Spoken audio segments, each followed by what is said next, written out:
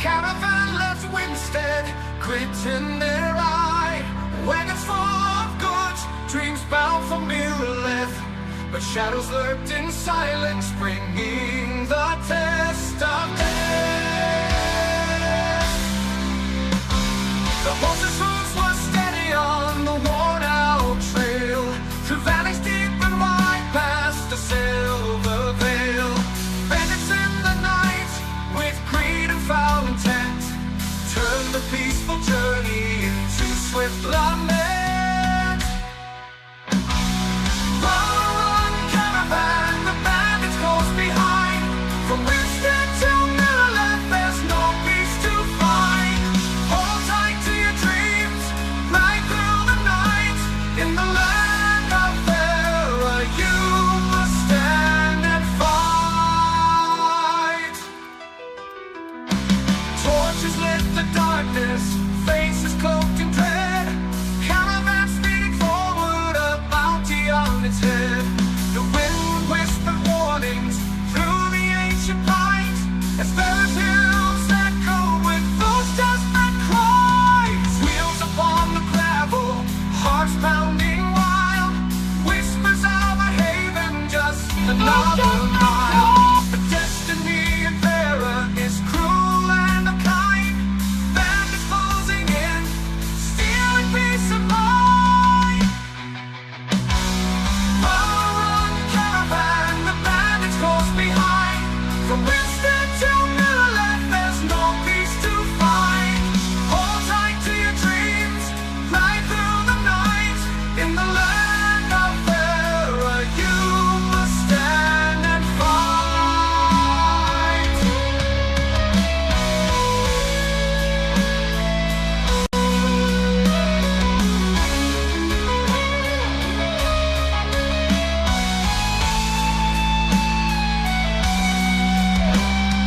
Wheels upon the gravel, hearts pounding wild, whispers of a haven, just another mile.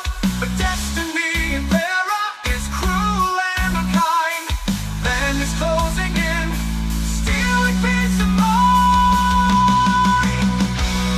Run, caravan, the bandits close behind. From Winstead to Mirrorleth, there's no peace to find. Hold tight to your dreams, ride through the night. In the land of Faerû, you must stand and fight.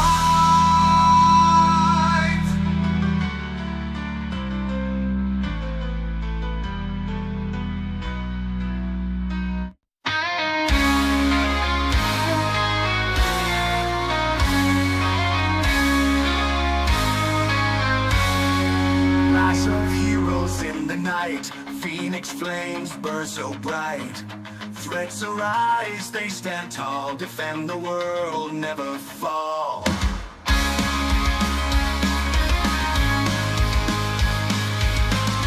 There are souls, they fight for free, no reward, no luxury. First up front, they lead the way, for the citizens they stay. Phoenix initiative, never back down. In the darkness, life's found. Tireless warriors, ships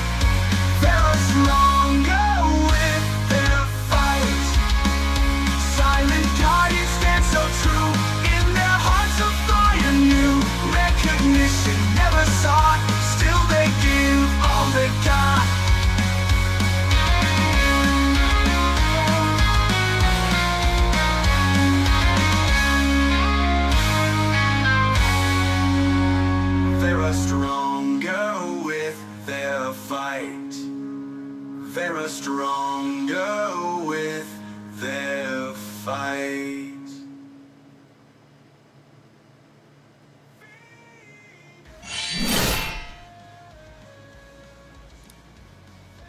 Hey y'all.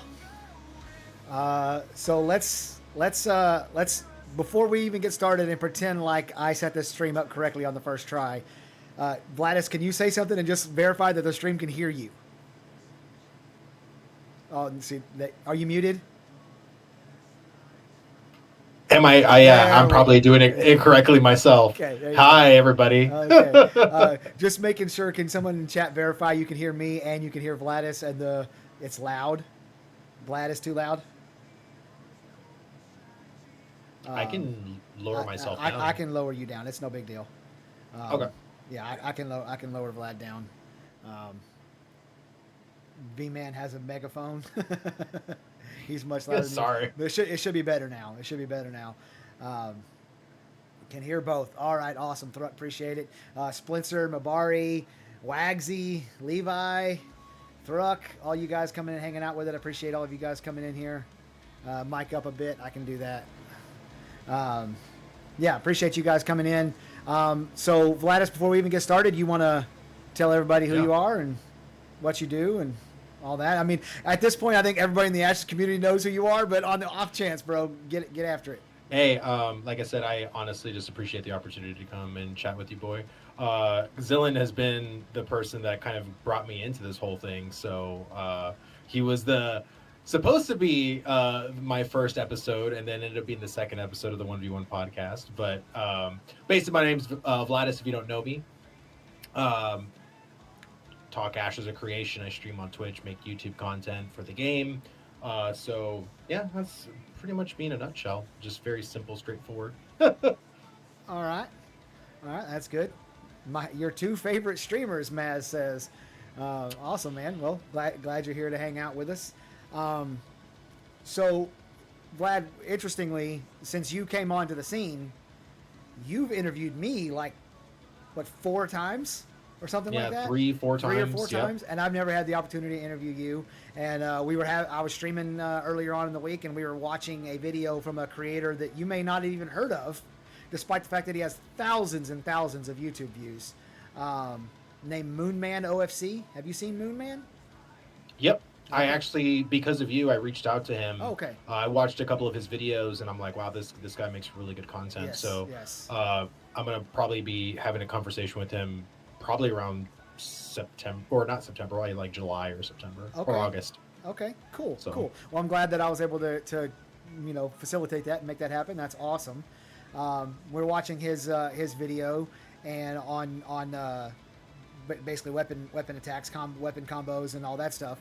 And it got me to thinking about you because you, about, I would say a year and a half ago, like it's been a while, it was during one of the 1v1s, you and I were having a conversation, and you told me that you very much prefer auto basic attacks, World of Warcraft style, where you're performing your rotation and your basic attacks are happening automatically in the background, and you don't have to hit a button or make a choice; it just happens. And Right. So given what we've seen from Intrepid and the basic attacks, the combos, how the combos work, and Magic Pipe Magnificent, thank you for the follow.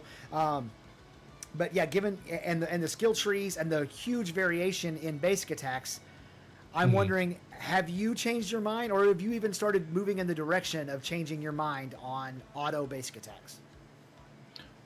It's just, for me as a WoW player, it's hard to wrap my head around a system where I think it's going to be in the reason why I said that is because I've only been able to play with auto attack. I haven't played an MMO where I actually actively hit my basic attack as like an auto filler button. That's And not so- true. You played SWTOR. Yeah, but SWTOR doesn't really have at least an active Yes, it does. filler you do. Yes, it does. Every class has a basic attack that doesn't cost any energy. And now, Yeah, but I don't it's- know if you got to the high enough level to where you were actually needing to use your basic attack as a filler to maintain your stamina or your energy or whatever it was. So maybe you didn't get Right. it. Maybe that's it. But Sword Score absolutely has a basic attack you have to actually physically press. Well, so the I guess like if you're thinking about it in that terms, okay, but like rotationally, like as a frost mage in WoW, if you're considering your frostbolt as a basic attack, then yes, I agree with you. But rotationally, I'm so used to do these things in this order to maintain or to get to this particular threshold to execute this trifecta of a thing, you know what I Yes, mean? So yes. um I'm very much used to the rotationary um CD kind of gameplay. But with basic attacks, like with the wand combos they keep showing over and over, is that to me it seems like you have to do the wand combos separately and then do your actual combat abilities. So it's I haven't really seen as far as the caster stuff if it's more of a blend in that way. Ranger could actually be a little bit more seamless in that regard as far as the basic attack from the bow compared to your actual bow abilities, or your I wouldn't say bow abilities, more your ranger abilities. But yeah, I guess it's just a matter of me actually getting in there and doing it Okay. is what I again, it's not I'm not negative about the system. I'm just speaking about my experience. Sure. So, Sure. Okay. I to me, I started watching Moonman like break all of it down and go through each one of them, and I'll tell you, as a person who struggles with ADHD, one of the things that I struggle with the most with watching the live streams is my mind wandering. They'll say X awesome thing X, and then keep talking, and they're gonna say awesome thing Y and Z after that, but I'll miss Y right. and Z because I'm still thinking about X, right? And that happens to me a lot. Right. That happens to me a Yeah. lot at watching the live streams, and I guess I didn't realize the extreme variability of our basic attacks in what is, I mean, I'll admit, pretty lackluster weapon skill trees. So far. So far. Now, don't get me wrong. I'm sure they're placeholder. I'm sure there'll be more to it, But what we have right now is like, okay. But even with that lacklusterness, there's, like I said, extreme variation, and my basic attack could be very different from your basic attack. And so Right. that was what originally got me to thinking. I wonder if Vladis sees that and is like, "Oh, you know what? That might be better, or I hadn't thought about it that way, or maybe that'll be more fun to have that choice to make you hitting your basic attack a choice rather than something that's happening in the background." Well, it's not. I guess in my mind, it's not saying that it's not a choice. It's just to me a little disconnect. It's like disconnected. Like you do these abilities, from your primary archetypes that have massive CDs attached to them.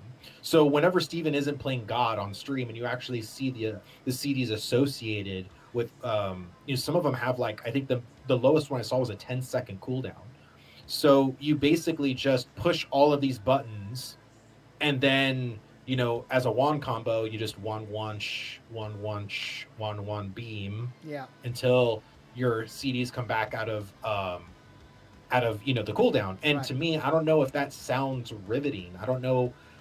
Again, I've always been kind of afraid as to either the disconnection of just because that's how Lost Ark was. Lost Ark, you just hit all of your abilities until they're on cooldown, and then you're waiting.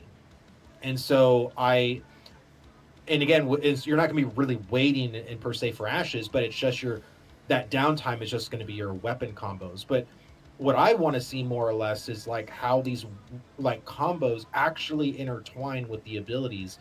And again, I know they're always talking about it, or like we're breaking down class and stuff like that, but and I'm sure with melee it's going to be a little bit easier, but for like mages and like more for the casters, like the clerics and everything like that, like I don't know, it seems very separate. When you're doing your main abilities, it's completely separate for comparing to your basic attacks. And so that's kind of like the disconnection that I'm talking about. It doesn't feel seamless. It doesn't feel integrated into complementing your primary abilities. It seems very much a completely separate combat style. You have your Separate main apart. abilities, and yes, and that's what I'm still seeing. And so once we get in Alpha 2, I'll be able to talk about it more since I'm actually doing it myself. but I mean, wouldn't you want Zillion there to be that gameplay of wanting to almost intertwine your basic attacks with your abilities? Yeah, I mean that's why I brought you on for this, because I knew that you would have good thoughts on it, and have already thought about it, because I know that you're like me. Like, I just think about Ashes of Creation and all the systems and how they're going to work and how they might work, like, all day, Yeah. every day. So yes, I definitely want to have. If it is the case that you just use all of your, your actual abilities and then just spam your wand combo until your abilities come back off cooldown, that's not fun. That's not a rotation. That's not. I don't Yeah. want that. And Right. that is one of the areas where I've been a little bit concerned with what they're showing, because let me take ESO as an example. Have you played any Okay. ESO at all? I've literally tried the game at like level 1 to level 5, Okay. and it just wasn't for me. So I Gotcha. didn't really, yeah, Okay. I can't really speak on anything as far as that game Okay, goes. and that's fine. Let me just give you a brief description of what high-end combat or button pushing or basic attacks is like in Elder Scrolls. Okay, Okay, so Elder Scrolls has animation canceling. right, and a lot of people don't like that. I hate it with a fiery burning passion. Right, Steven has said that they won't have animation canceling in Ashes of Creation. Right. I've talked to a lot of people who say that there's no such thing as no animation canceling. People are going to figure out to what degree of which animations can be canceled, and it's going to be the meta to cancel those animations to whatever degree that you can. I don't know the truth of that. I have no idea. So we're definitely Right. going to find out. That's going to be something that we'll find out in the future. But so in ESO, what you do is you hit an ability, one of your actual abilities. So you hit one, and then you immediately, I mean, I'm talking about instantaneously, you left click, which is basic attack. And what it does is it cancels the animation on the ability. You see the animation of the basic attack, but both abilities hit at the same time. interesting. Okay? So what it does is it creates where, like, you're in this cycle of, like, 1 click, 2 click, 3 click, 4 click, 1 click, 2 click, like, real fast like that. And, like, I found myself that I was sitting there, like, while I was playing, like, in rhythm, like, my whole head was moving like this, because I was, like, trying to stay in that rhythm. Because if you don't cancel that animation and and they call it light attack weaving, if you don't light Right. attack weave, you get a massive DPS loss. Right. So I hate that, but before I found out about animation canceling, what was happening was you would use an ability and then you would use a light attack, or maybe you'd use 2 abilities and then a light attack, but you would use them. I just didn't know that you, like, were supposed to cancel the animation, right? And that actually Right. felt good, because you were putting in these attacks in between these abilities. Right. So that felt fine. I didn't have a problem with that. And so when we got the Alpha 1 for Ashes of Creation, and which you didn't play, but I know you watched a lot of Alpha 1. People watch old videos and stuff. And they had the combos where you would press your basic attack 3 or 4 times and your guy would slide across the screen and whip and then end with an uppercut or whatever. I was Right. like, you can't really put this in between. You can't put the combos in between abilities. You could put a Right. light attack in between, but not the entire combat. So it was very...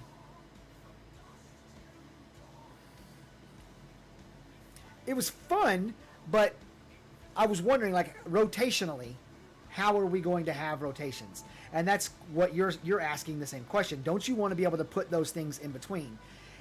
And Right. then they went and added, like, the last hit of the combo applies a status effect, or does more damage, or boosts your damage for a Right. little while, or makes you run faster for 2 seconds, or whatever. And so now it's like, Right. now I'm leaning more towards, like, what you originally said is correct. We're just going to spam all of our abilities. You're going to go Blitz, Maim, Rupture, Cataclysm, and then spam your sword swing Basic attack. for Yep. 5 seconds, and then like that's it, and so I'm a little bit frustrated by that, and so I'm wondering if I have a couple of questions related to this, but like, how do you see that, and do you see any way that they could mix those two systems in a way that would make sense for both me as a non auto basic attack? I hate auto basic attack, and somebody for you that's like, you know, you're so used to the auto basic attack you can hardly even conceptualize what it's like to not have it. Ready to serve. Well, it's not saying I can't conceptualize. It's just I'm not seeing it be a good thing in Ashes so far. Okay. Like again, they're treating it very separately when combat should feel very seamless and integrated together. Your basic attack should actually complement your main abilities, and I know they've said that, but it doesn't feel like it. They feel very disconnected. Correct. And so, and again, like it depends on what class you're truly talking about, because I think they seem a little bit more integrated, probably more with the fighter than they do probably with the mage. Mm-hmm. You know, but again, I want to see something to where, like, let's bring the fighter into it, right? So, like, if you're using your basic attack, if there is a certain ability that has a 12-second cooldown, for each basic attack weapon swing that successfully hits, you take 2 seconds off of that ability, right? So it chops 2 seconds off each time a successful basic attack. Yeah. So technically it is a 12-second CD, but if you rotate it in with your basic attacks, it can become like a 6-second CD or something to that effect, right? Yeah. So you basically are cutting it in half, and that way you can weave in your basic attacks to then do that. But then that's one component of your basic attack. There should be multiple, like it should be multifaceted in that regard, to where you know that one basic attack, once it hits, it takes 2 seconds off this one, but you also know that your critical strikes take 3 seconds off of this other ability, Mm-hmm. right? So it's that kind of thing that I want to see. Like anytime you see like even your resources be depleted, and for every 10 of your momentum resource, you shave off a second off of this other ability. Like all of these things should be happening in that sense for it to feel like you actually have to have knowledge as to which abilities are being shaven off, like what you're actually monitoring, what you're doing, because that's what any rotation is like in an MMORPG. And I think if it gets to that level, it's not going to feel as separate as I'm talking about now, but it does feel that way because, again, when I played Lost Ark, you're just keyboard spamming your abilities. Like there's really no rhyme or reason as to how you do it. You just do it, you know. And I just want to see that level of integration with the classes. And I know with the weapon talent trees and even the actual primary talent trees, we haven't really seen anything shave off of like CDs, right? Like 2 seconds here, 1 second here, 3 second there. So that's kind of disappointing for me because again, there's these main abilities have very long CDs. And again, I think 10 seconds was the shortest one that I saw, but there were some that had 18 seconds, Mm-hmm. you know, 30 seconds, 45 seconds. So realistically, like, I think they're going to want us to do a lot of these basic attacks, but at the same time, if it feels like, who wants to be doing basic attacks? Like, again, just like when you're playing a Frost Mage in WoW, who wants to be casting Frostbolt? Frostbolt is like, that's not like fun or like intriguing gameplay, is to spam that button over and over. So that's what I'm really wanting to see, right? Like the whole point of playing a Frost Mage in WoW is to not press Frostbolt. So that's again, in my mind, of the basic attacks is like, should basic attacks even be a thing to do?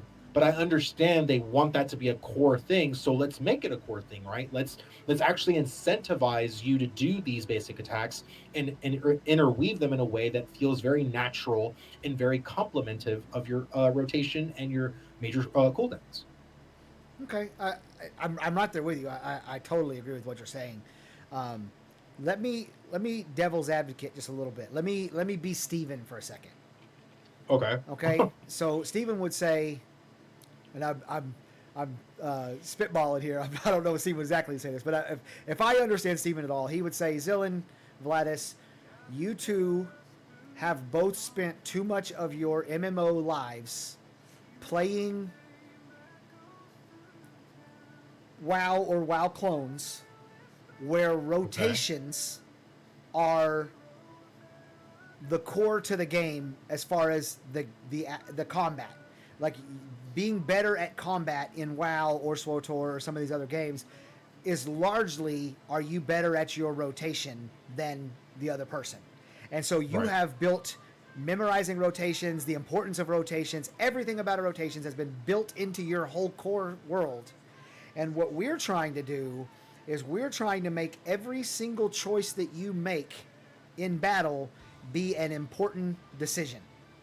Okay. So we're not going to have mana neutral rotations like you have in SWTOR or WoW, where you can literally run your rotation and be using your abilities, like that every 8 seconds, every fourth GCD, you're going to use this one ability that hits really hard. Like that's the core rotation of the class. What we're Right. trying to do is we're trying to make you, when you decide to use Cataclysm, this big, huge, you hit the ground with the hammer and the spikes all come out of the ground. When you decide to use that, it is an important choice for you. And therefore, also every time you use your basic attack and finish out your basic attack combo and apply whatever status effects that will be conferred whenever you do that, we want those to be important choices. And you two are just too stuck in your rotational ways. Okay. What do you think about that? Okay, well, if that's the case, then I don't see these primary abilities being that impactful. Like, I've seen people in chat that says, well, I want to use abilities at the right time. That's Right. cool, like, and that's totally fine. Right. But when he's casting these abilities on mobs, and he's pushing these main abilities, the mob's health isn't really getting chunked. No. So, I mean, really, how are those abilities being used at the right time if you just have to use them on cooldown? I Right? say I don't think Like- that you would use them on cooldown. That's what I'm saying. Okay. So I'm gonna, So the way you're doing it then is in a way that is like classic WoW. You're doing stuff in a way that's super slow and in a way almost boring, in the sense of, I'm talking more strictly PvE, right? Like just a mob that's there. You know, if you're a mage trying to cast stuff, you're basically hitting something, and then you cast one ability, you do a little bit of a little basic combo, you maybe cast another ability, do a little bit of another basic combo, maybe another little basic combo, you do another ability. Like, I don't know if that sounds riveting. Like, I don't know if that sounds very action packed to people, in the sense of rotation or in the sense of it feeling like impactful. Because I feel like if that's realistically what they're thinking, like, I don't know, that sounds kind of boring to me. Like, I'm fine with that being very early gameplay, right? Like, if you're talking like level 1 to 20, because again, no MMO combat from level 1 to 20 is riveting, right? The combat really gets kicked off at endgame, right? At max level, when you have all of your abilities and everything to play with. So, right. that's kind of like, when you're saying that, you're basically saying then you have to play very reserved and calculated, Yes. which means boring. Like, at least that's what in my mind what I see get you're to. saying. Yeah. Yeah. Okay. Now in PvP, that's a whole other can of worms, right? Right. I'm talking strictly, because me and you are both raiders. Right. I'm talking more strictly from a PvE standpoint, from a rating standpoint, as to why we value the rotation and why it's very competitive and why we've been raiding for as long as we did, Right. because it's a lot of fun. But I don't know. That sounds playing very reserved in that regard, because you have these long CDs, and then you have to weave in these basic attacks. I don't know. That just doesn't sound as compelling to me, I guess. Do the basic attacks do anything for you as far as visually, like the way that they're designing them? It's not, like they're leaps and bounds above SWTOR's basic attacks, and SWTOR's basic attacks are way better than WoW's basic attacks. So it's like, from the animation, the sound design, like the way it looks and feels, does that do anything for you at all? Or is it literally just like, if I'm only doing a basic attack, I just don't care, I hate it? So, when I'm very much used to button pushing the whole time. And so for me, like, I'm used to pushing, like, you can call them, I guess, meaningful buttons, right? But with this, I feel like I'm going to be hitting, like, from what you just said, playing devil's advocate, I feel like I'm going to be doing basic attacks 80% more of the time than I'm actually going to be doing my primary attacks. Right. And that, I don't know, this is the problem with WoW Brain, at least in my head, Yeah. is the fact that I don't know if that is a compelling sort of combat style for me. Gotcha. So okay. I guess the next question I would have, um, they keep talking about this last hit on the combo, you know, and there's Right. things you can do in the skill tree to make the combo longer, and all that stuff. But they keep talking about this last hit, and the last hit has all these effects on it. Right. Do you think that only the last hit is going to matter, or do you think that you're going to have to land every single hit in the combo, including the last hit, in order for whatever that status effect to go off? I think it might be situational. I know the beam has a lot to do with, and the beam is the last hit. So you just flick, flick, flick, flick. I think it's like the fireball, flick, flick, fireball, and then flick, flick, beam. Yeah. Which so that's a whole. What I just said was a whole one-time rotation of your basic attack, and Correct. the beam does actual things to based off of your weapon talent tree. So if you don't do the beam, then if you're selecting any of the abilities or any of the talents that have the beam associated with adding these attack multipliers or crit multipliers or any CD reductions or anything like that, you're not going to get that value from it. So again, this is what I say when it comes to the basic attacks. In some ways, yes, you will have to do the full thing, and then in others, if you don't want to do the full thing, you just want to do flick, flick, fireball, then you might just settle for that, and then just do the things that only do your basic attack in a very introductory kind of way. Okay. So, assuming that what we're describing here is what we get for combat, where it's a little slower, a little more methodical, not as impactful. It's more about the strategy and the decision making and the choices rather than the flashy graphics and the spamming buttons and the rotation and making the DPS numbers go burr and all that stuff. Right. Do you think you will be able to continue playing Ashes? I just think it's a matter of seeing the direction of what Intrepid wants, because this is the thing that I've always been very curious is about feedback in any kind of regard, right? Is where Steven's willing to bend and where they're unbendable, Sure. right? So in ways like the node system, there's a lot of things where the node system is pretty much an unbendable kind of system in some ways, right? No matter what feedback you leave, they're probably not going to change the core function of nodes and how they work, because that is like one of the core pillars, and that's one of the core things of this game. But combat is a very interesting animal because they're really trying to get combat to feel good, but good is very subjective to what player you ask. There's there's a huge chunk of action Andes. There's a huge chunk of tap target Andes. There's a huge chunk of people that just like WoW. There's also a huge chunk of people that like New World. There's a whole other chunk of people that like ESO. So how do you appease every single one of these people in the sense of this one game with this one combat? And that's where I've always been very curious as to like, I just want to know more or less about their direction, because if they are leaning into that direction as to being more methodical and stuff, then my feedback has to go according to that. Right. Like, I just want to be able to leave the feedback where it doesn't just be completely dismissed. I want to leave feedback that actually goes with their philosophy. And so for me, if it doesn't go in the way that I want, I'm going to still give it a shot, but I want it to be the best it can be in that particular niche or in that particular way that Intrepid has seen it. I'm not trying to shape this game to be another WoW clone for me. I'm just trying to understand where they're coming from, because I think as you look at the kind of style of gameplay, it seems like you just hit everything on cooldown. Like, again, that's why there's these long CDs. So you don't want to, like, I'm in my head, and especially for you as a raider, right? You never want to sit on a CD. If you're not pushing the button, Right. then what are you doing? Right. And that's been my state of mind as a raider for a long time. So this is why I have trouble understanding where they're coming from. And this is also another hard thing, because in PvP, again, that's a whole other monster, because sometimes you want to sit on a particular damaging CD, sometimes you want to sit on a particular damaging ability, but in PvE, not so much. So I'm really curious as to like how they're going to end up doing that. So many things were running through my head while you were talking there because you made a lot of really good points. Oh, sorry.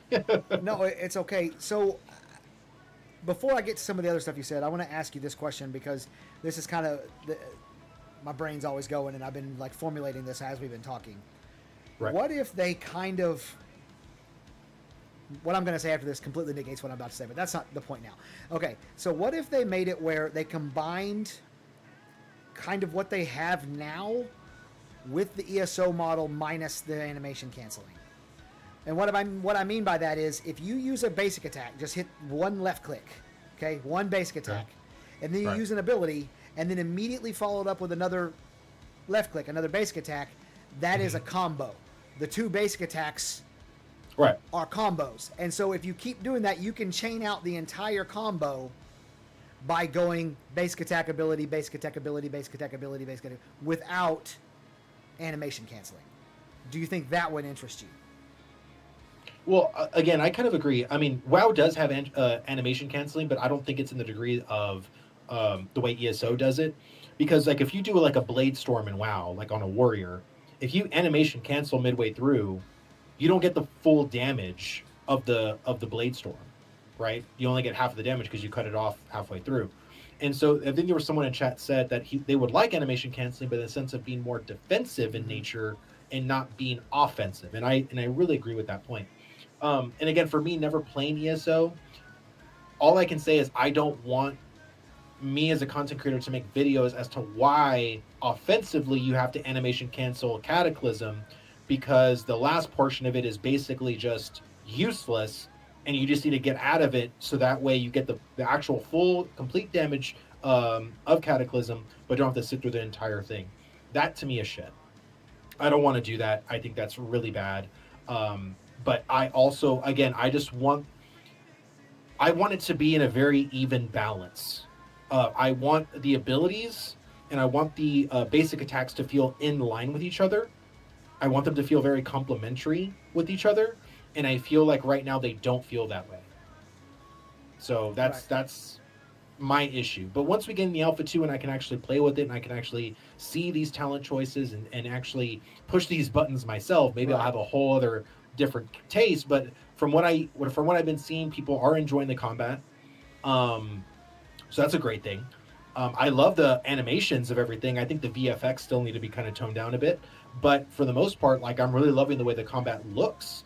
But I just, kind of think more like once we get out of the honeymoon phase of how everything looks, like when we get to the actual meat and potatoes of everything, is it going to just be, in a way, for some people say methodical, but in another way basically saying slow?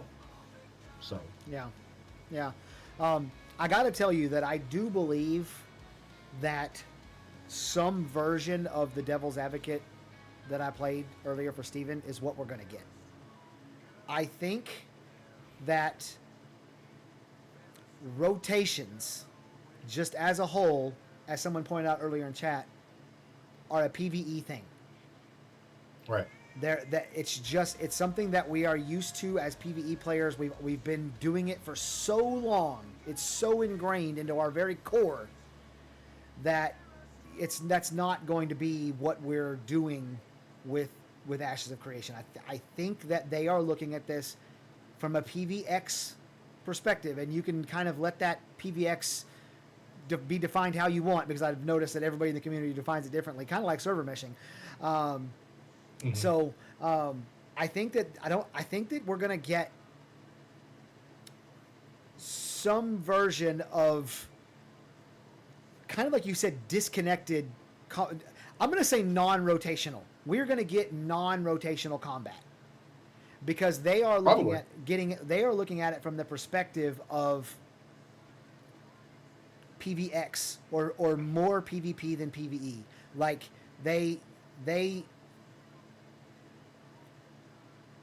Steven talks a lot about how PvP feels tacked on in other MMOs. Right. He's 100% correct. It does. And you might argue, I'm not arguing this, I'm saying you might argue that Steven is just doing the exact same thing in reverse. PvE is going to feel tacked on. the game is built around PvP. Their combat is built around PvP. Everything is built around conflict and creating conflict between the players and getting the players to fight over various things. Right. And then they're going to be like, oh, and here's a couple of raid bosses. Right. So I feel like that's where we're going. PvE is going to be tacked on, and rotational stuff, like rotations in general, is a PvE concept. Rotations didn't even exist before WoW. I played several MMOs, and I'd never heard the term rotation before. Like then all of a sudden people are like, you got to do your rotation, and I'm like, what, like spinning my chair while I'm playing? That increases my DPS? What? No, it's right. So I think that we're going to get something very, very, very different. So let me, hold on. I wrote down a question here for you because I was like, I want to make sure I ask this one. Okay. Oh yes. I knew there was one I wanted to ask. So you, like, legendarily at this point came into the Ashes community like just bright-eyed, bushy-tailed optimist, and then we got to watch in real time as, like, the gleam in your eye faded, and you became more and more cynical and jaded about how long it was taking for this game to come out and all that. Oh, but, yeah. Admitted, the optimism's starting to come back. We're starting to see that gleam in your eye a little bit more because we're getting so close. But all that said, is Alpha 2 getting delayed? I would hope not. I'm honestly prepared for it in case it is. But I've been preaching this forever. Like, I've just been telling people, like, just because they announced it doesn't mean anything. You know what I mean? Like, again, I would make this example of Path of Exile 2. They actually gave a full date for June 3rd beta. You were going to be able to experience Path of Exile 2, and now it's been delayed sometime at the end of this year. They were very confident in that date, but again, as a gaming company, people have to understand that anything can happen. And so I understand that. So for myself, if they did say, look, we were very confident, but October is looking more likely, so it's probably going to be delayed a month. But I don't, when people say delayed, they're thinking like, oh God, like it's going to be fourth quarter, it's going to be December. No, I think if it truly was delayed, I think it's only going to be delayed like a month. I think October is realistically the last possible thing, unless it's something super like unexpected happened that just like the servers got deleted or something crazy. I don't know. But I feel like if there was something they just needed more time with, I'm just for giving that time. Like, why am I going to bitch and complain and be like, no, guys, you promised third quarter. It's like, no, like it could be October too. But I've always been saying September. I still very much agree with September. With September. Okay, that's interesting. I am very much torn between two mindsets when it comes to a delay, because part of me is like you, like, okay, I mean, we've been waiting for years. What's a month or 2 months? Part of me is like, I'm flying to fucking San Diego. We're gonna go whip some people into shape. You know what I mean? I'm ready. I've been ready for so long now. I will say that I don't think that there's any way that there's a delay. I think that they will release Alpha 2 in a mildly buggy state that doesn't work, and then just be like, oh, whoops, the servers didn't work. Alpha 2 still launched. We're still in Alpha 2, but we got to take servers down for a couple weeks. But we're still in Alpha 2. We did what we said. Alpha 2 now. It's good. We're in Alpha 2. Like, I swear that's what they're going to do. Oh, yeah. So, yeah, you know, there's that. So you're like the man that's famous for the leaks. Somehow you keep making these predictions that end up coming true, and nobody knows if, like... What? Hey, you know... What? You know, everybody keeps saying that you're the man with all the leaks. That's one of the very first chats in here, so... I don't know about all that. So here's the thing. I keep hearing rumblings that they intended to have Alpha 1 players in by now, and that there's some big magical brouhaha that has stopped that from happening. Have you heard that? No. Okay. I was actually still thinking July was going to be when y'all were going to get in there. Okay.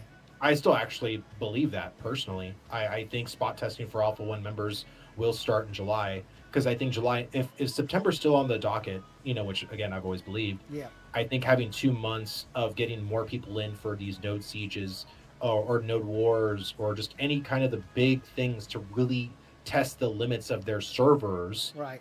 you want to get the Alpha 1 people with PI. Again, I think with PI, they don't have very many people that they can. I think like 70. They have, I think, in total 150 PI members, but realistically, the people that actually show up to test Yeah. are like 50 to 70 people. Right. Right. So Yeah, you can need tell by the way- streams; they're not that huge. Yeah, you need way more people. Yeah. And again, there's a lot of developers that also play too, and a lot of the moderators, Fupo's playing, Z's playing, and stuff.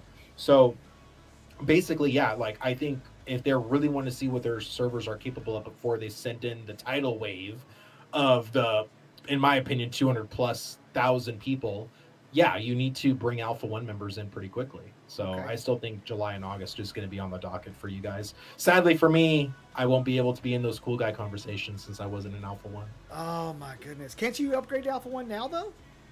No, Oh, you because I can't? never was. I never. Oh. So I bought my package post Oh, I Alpha see. 1. Yeah. Yeah. So, okay. And you can't yeah. upgrade. Okay. Oh man, Yeah. that's gonna be weird. Yep, I can't be in those conversations The because y'all are gonna be content under creator NDA. Discord that we're in, almost all those people are in Alpha 1. Like we're Yep. gonna have to kick you out of the Discord so we can talk about it. Oh no! Well, basically, I think Q is gonna make a whole other channel for the NDA Alpha 1 people, so Oh, that okay. way people that aren't in that particular discuss it. hashtag Yeah. can discuss it privately without the other people like myself. I can't see. Right. So Before we continue on here, I just want to let everybody know, just in case you're new here, you've been here, this is your first time, or this is your first time seeing Vladis. This is Vladis Gaming. He makes content on both YouTube and Twitch. You can follow him either place, and he makes all kinds of awesome content. You can also go look up the 1v1 podcast, where he interviews various creators throughout the Ashes and MMO space and does a great job with that. So go check those out. thank you, Zilla. Yeah, no problem. So we are potentially, let's just go ahead and say it's September 31. Okay, they're not opening the servers until the last minute. Intrepid would never do that. Yeah, right. What are you talking about? Let's say it's September 31. So if we're 3 months away. What are your content plans between now and then? Do you have anything that you are planning? Do you have anything you want to announce? Do do you have plans at all, or are you just like, swinging it? So basically, like I talked to my wife about it literally today. So whenever they announce the Alpha 1 or the Alpha 2, excuse me, I'm gonna probably take a month off my job, and I'm gonna be streaming before Alpha 2, probably like if let's say you're correct, September 31st is when they're gonna go live. So I'm gonna try to basically go live very similar to the way I'm going live now, which is almost every day for the month of September, all the way till the lead up of Alpha 2. Probably going to do a 24-hour stream the day of Alpha 2 and just kind of go from there. I might do some prizes, some raffles, some cool stuff like that, giveaway stuff kind of thing. But yeah, like I haven't planned it all. It's just sort of like thoughts and ideas as to like what I might do. But until Margaret and Steven give that blog post of everything, what's going to be available for us to test and what's going to be available as far as like content stuff in Alpha 2, I'm not trying to make any kind of plans. So yeah. Okay. So you don't really have any concrete plans for how you plan on handling the lead up to Alpha 2. Do you have anything, like, are you holding anything back that you're just waiting for a date? You're like, as soon as we get a date, I think I can like go, or are you just like, is it not really? I don't know if anybody, I'm sure there's other streamers that can probably do stuff truly special and crazy and stuff like that. I just know if I'm going to do a 24-hour stream, it's going to be the day of Alpha 2. Again, the month of September, if that's when go time is, I'm going to probably be making a video, like probably a video or two, like every week. It just depends. Like I'm going to be cranking out as much content as I possibly can. It's just hard, you being a family man, you can understand like job, family, kids, stream, YouTube. Like it's I can only be in so many places all at once. So I'm gonna Sure. try my best to be there for my family and also be there for my community. Man, there's so much respect to you for that, man. You know, like I've made the joke with my wife a lot lately that I spent the last 3 years banking time with her, like making the active Right. choice to not play games with my buddies and go spend time with her and all that stuff. Although, Right. let's just be real clear: there's no such thing as banking time with your significant I other. know, It don't yeah. fucking work that way. And so, you know, I've been making that joke, and of course, I have 3 kids as well myself, and Right.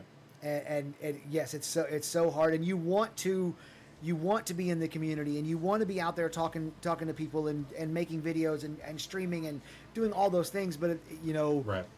and like a part of me feels like I can sit here and say that nothing else but Ash of the Creation will exist once we have a date, but really once we're in the game. But I feel like Right. I know me, and that won't be the case. I'm still going to say, hey guys, I got to get off stream here because my wife and I are going to watch TV tonight, or I got to take my kid to the park, or whatever. Like, Yep. I can act like it's going to be all Ashes all the time, but it's not. So Yeah. definitely a I lot know of the respect feeling. for you for being able to see that ahead of time and understand that's going to be a limitation for you. Well, I think for myself, and I don't really try. I'm in this race for myself. I know there's other content creators that always want to bring up statistics and numbers and stuff like that.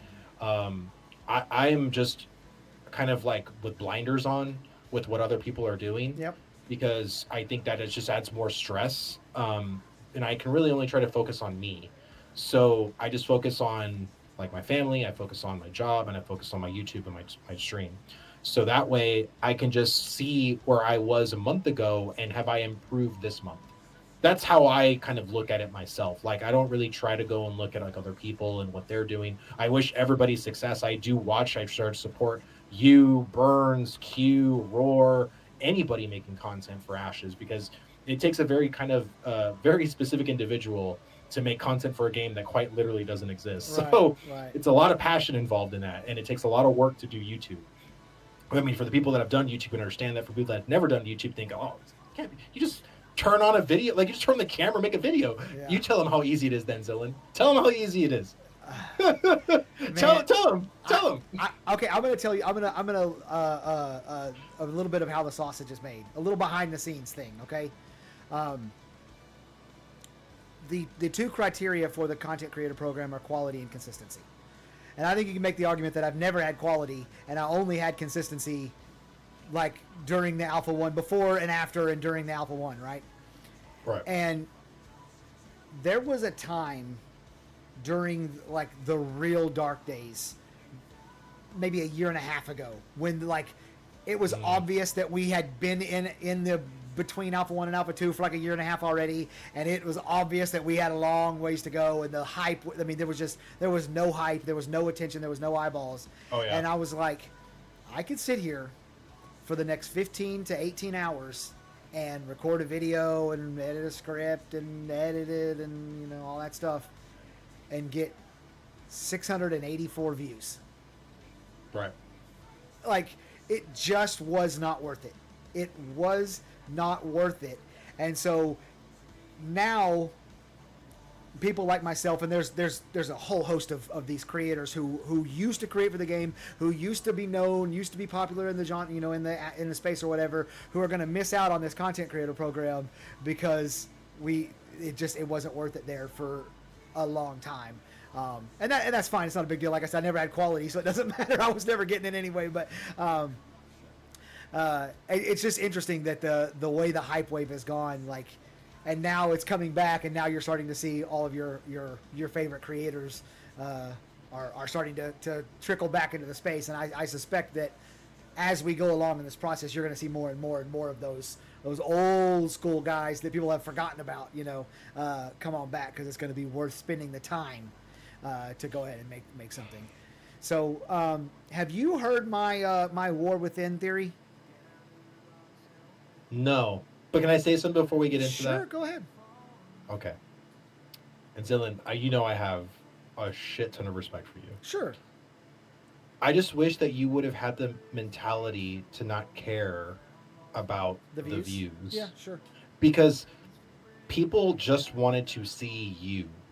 People wanted to hear your opinion. There's so much stuff. Again, my darkest day, I still remember this, was the couple of weeks, December of 2022, when we were all thinking, remember Zillan, I was telling you, Yeah. March Yeah. was going to be a year in review. Yes. Man, I remember feeling like, what is going on? Like I was in the darkest hole in the action space in that moment. And all I'm saying is like, your opinions and the things that because again, I would go into your Discord, we would talk about all the stuff, but I would tell you, make a video, Yep. talk about this, Yep. give your opinion to the community. It was just, to me, it was such a shame that you were so focused on the views, when if you just would have stayed focused on your community, on the community that, and again, you have such a strong community that they're still here, even with you not being consistent. But imagine if you were consistent, because you said, fuck the views, I'm here for these people that are here for me since Alpha 1. Like, imagine where you'd be at now. You'd be probably one of the biggest Ashes content creators. You know what I'm saying? No, because nobody was watching. Nobody's channels were getting growing because there was nobody watching. But I understand what you're saying, and I do appreciate the really kind words. And you're definitely right that I'd be in a different spot than I am now. Now, I will say that I made the calculation. Like, I sat down and did the calculus. And I said, okay, look. No, for sure. If I quit making content right now, my channel's not going to be as big when the time comes. And I'm probably disqualifying myself from any chance of being in the content creator program. But I said, okay, I will take that. I'm fine with that if I don't have to spend 20 hours working on a video that 600 people are going to watch. So I did that calculus and said, okay, and I also, and this is like super, I don't know what the right word is. You might even say shady, but like I was making sure that I was releasing a video every like 3 months or so. Like, I never let a really long time go. It was every few months, and as long as my metrics were still like, oh yeah, when I first pop a video up, I get 60 views in 60 minutes. Like every time, it's 60 views in 60 minutes. Okay, great. Then that tells me that core fan base, though, how many ever, it might be 125 people on Earth who really give a crap about what I have to say. Those people are showing up to watch, and I'm like, as long as that helps us, then, I'm gonna do it. I'm gonna keep doing it. So I just kind of stayed away, and as long as I was getting those metrics, I was like, I think that my channel will just come roaring back when the time comes. So that's some serious calculus that I made and kind of have been making over time. But I appreciate the kind words, and you're probably right. But yeah, War Within. Let's talk about your theory. Okay, so everybody keeps talking about Final Fantasy in July and August, and War Within in August and September. Right. So like that's a minefield that you have to dodge if you're trying to release something in that time. I don't think so, but yeah, go ahead. I agree with you, but I'm just okay. So my first thought, and I've been saying this, like I would want to send the message that I'm not scared of you. Yes. So 100%. So, and also like MMOs and expansions to MMOs are literally releasing year-round every year. There is no dodging the minefield, except for the fact that Final Fantasy and WoW are definitely the two biggest ones. But it doesn't matter. There's new ones going on all the time. Right. War Within releases on August 26th, right? Or is it 24th? Right. I don't know. It's one of those days.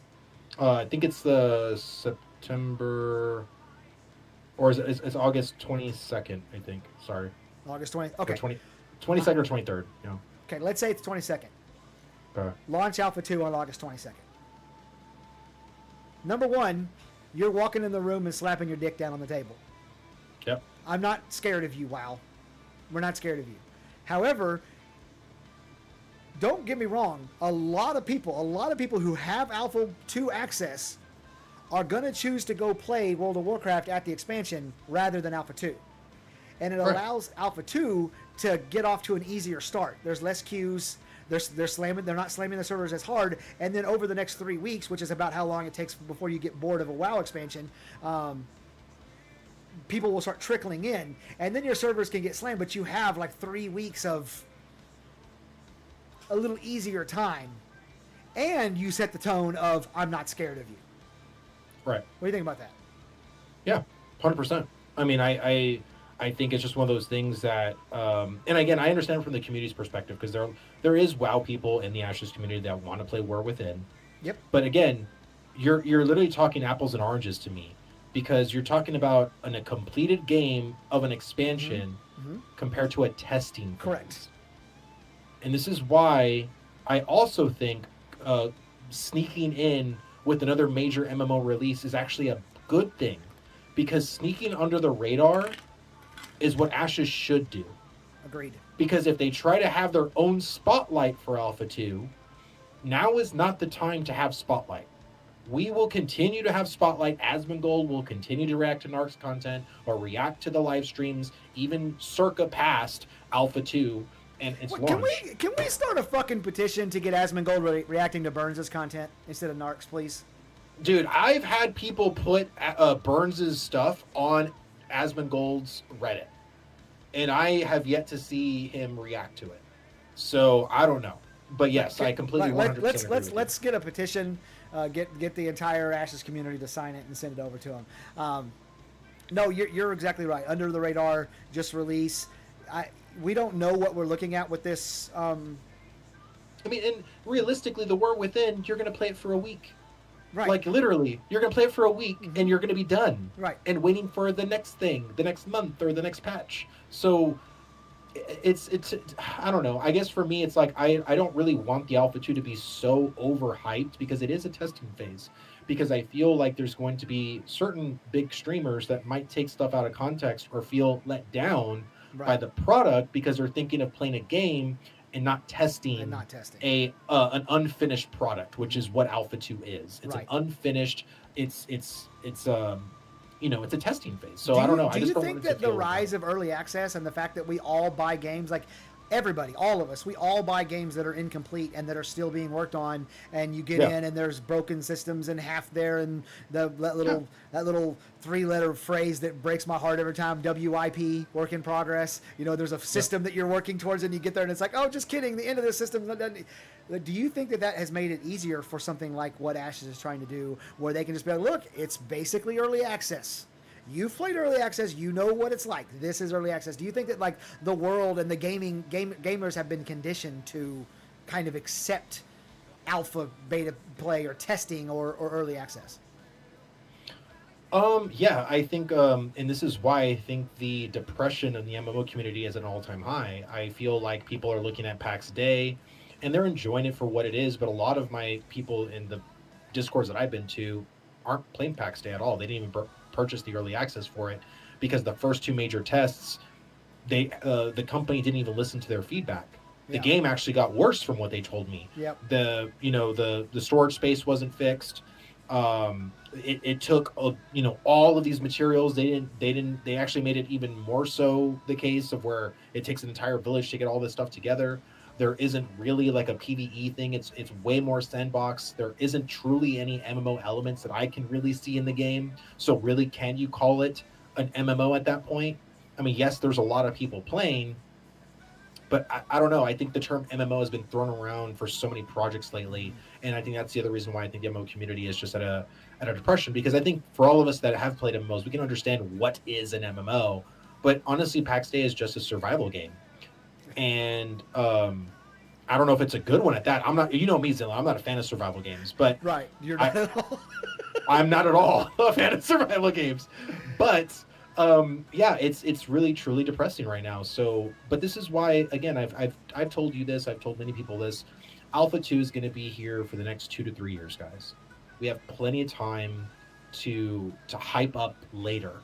I feel like now is not the time. Like, imagine if the hype for Baldur's Gate 3, when that went into early access, was at this all-time critical high. Everybody was all waiting for it and everything like that. You can just play the first act and that was it.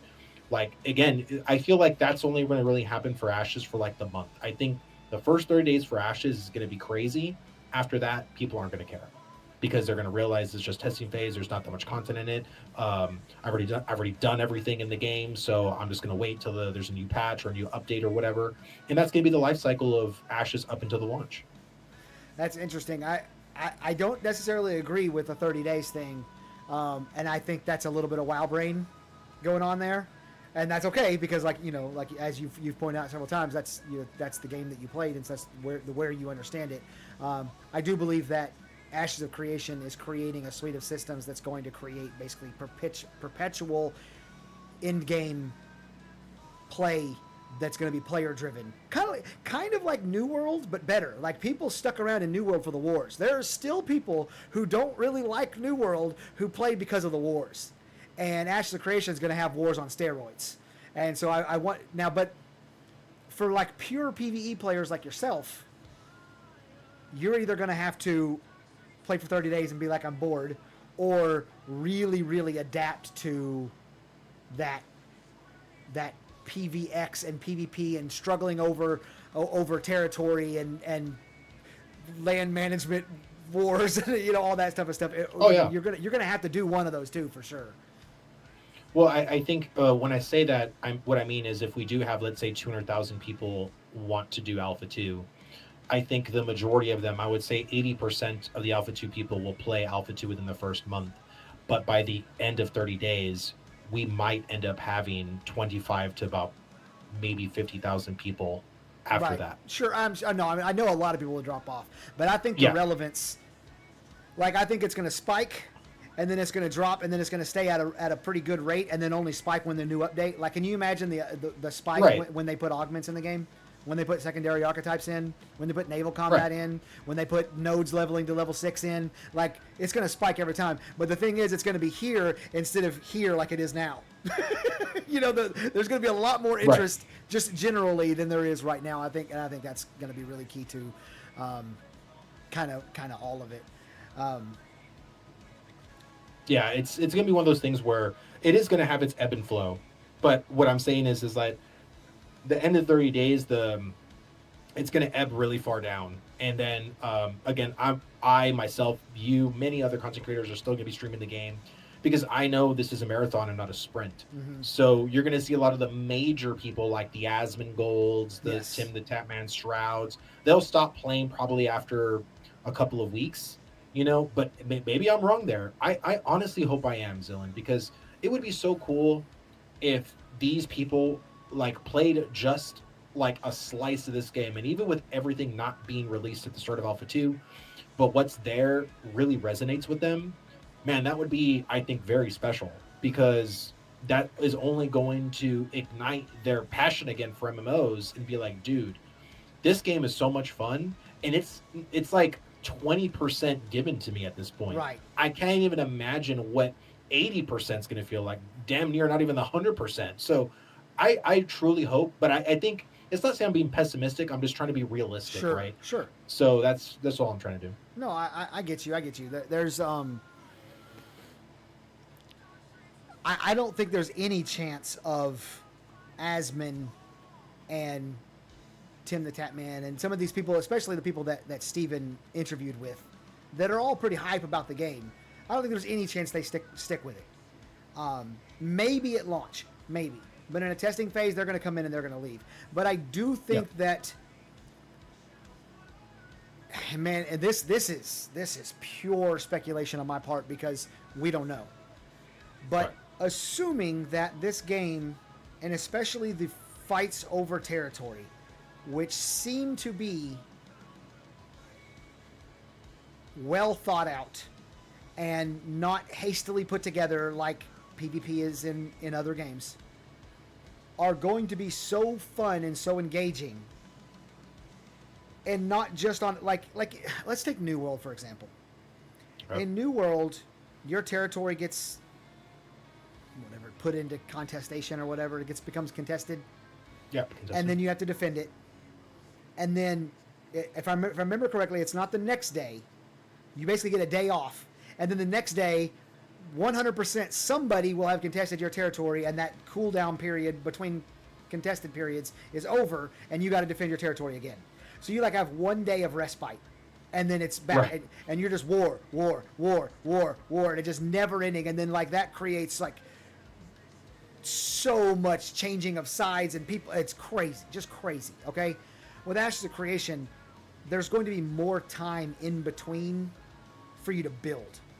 So you know you're going to siege or not siege, but go to war with a node or whatever, and you're going to succeed against them and take, you know, so much of their money or whatever type of node it is.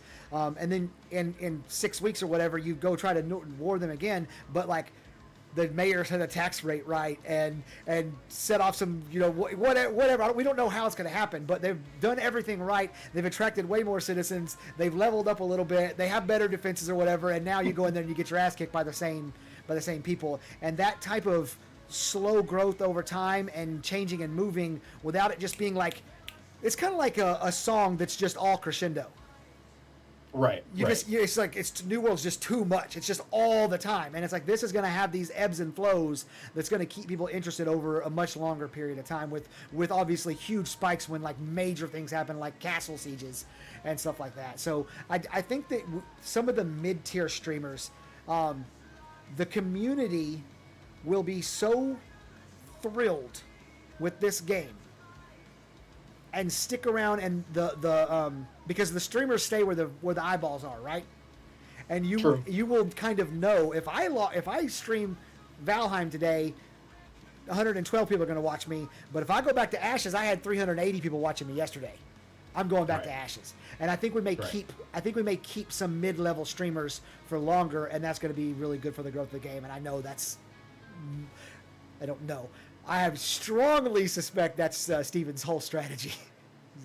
Yeah, I think, again, you're going to have... I know a very big streamer, Pirate Software, is very excited for Ashes. Yep. He's going to be testing the game a lot. He wants to break the game with him and his community. He has a really big guild. So, again, there are very huge streamers with vast interests in Ashes. But I myself am just planning to be more of a marathon runner with it. I don't want to kill myself in the sense of, doing, I guess, so much at the very, very start. Mm-hmm. I do want to do a lot because I think the first 30 days are going to be very critical.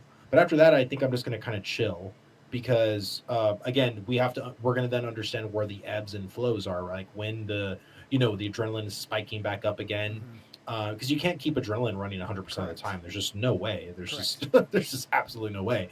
So you're gonna have to learn, that ebb and flow, and hopefully, if Intrepid is very consistent at releasing their content cadence for their major updates for Alpha 2, that'll be really good to plan around. It's when us as streamers are kind of there waiting for content from some of these games, and we have absolutely no idea when we're going to get the next content update. Right. And that's always very frustrating. So. Yeah. There's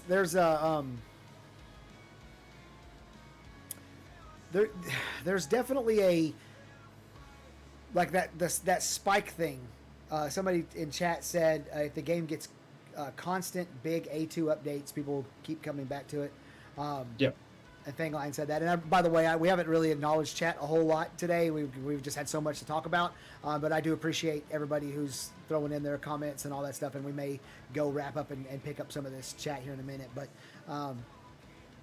yeah, I'm looking at chat. I've been saying stuff from chat. Yes, but, yes, a little bit. Yes. Oh my God, I lost my train of thought just now. Hold on. If the game gets, we'll keep coming back to it. Oh, I was gonna say, you talked a little bit earlier about the length of A2, and you were talking 2 to 3 years. I think that we will know, assuming this game launches in September. Let's get that, or launches in Q3. I feel like by December we will know. We'll have a real good idea of how long we're going to be in Alpha 2. I agree with that. Like if we get into Alpha 2 and it's level 35, 25. It's level 25, no secondary archetypes, no rogue, no summoner. And nodes can only go to level 3.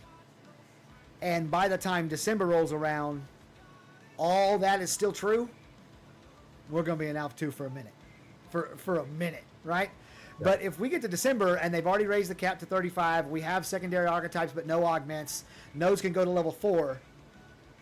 Okay, now there's a pace to this. Like we're actually moving. There's things actually happening. Now that seems really fast for that little bit of that much to happen in that short amount of time. But I'm just saying, like if there's things that come up, so yeah, we'll go ahead and we'll go ahead and address Dr. Burns' question directly. He asked, "How long is too long for A2?"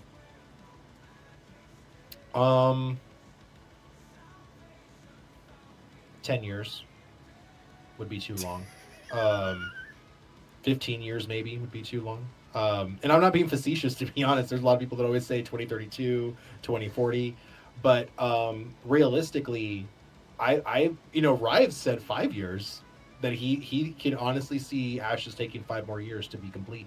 And again, when I asked the AMA, well, how many node types are going to be available at the start? And people are very thrown back by the Steven comment, or the comment Steven made was, there's only one. Yeah. Scientific.